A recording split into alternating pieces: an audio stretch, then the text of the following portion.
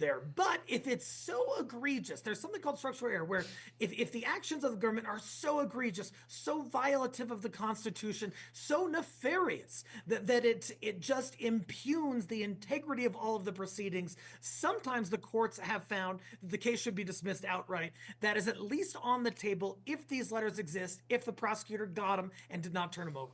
Do you think we're going to see the letters? Do you think they're going to see the light of day if they exist, or are these again kind of lost in the wind?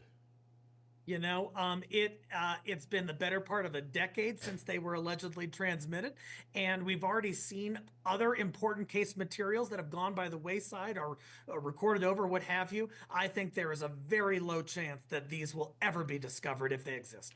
Let me ask you this, because even if they are gone and lost to time, obviously Ron Logan is dead, and so nobody can go in and question him anymore. Keegan Kline is still very much alive, and you still very much have the same guy who wrote the letters very much alive, who could still basically testify to the same things. You just have less people that you can investigate.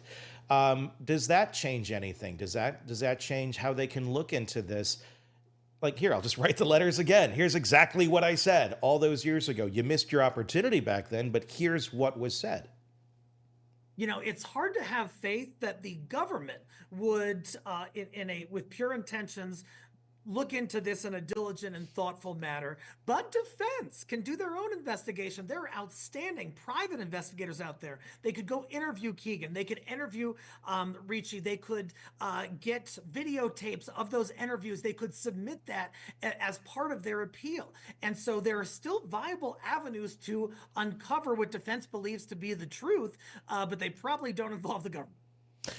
Is there any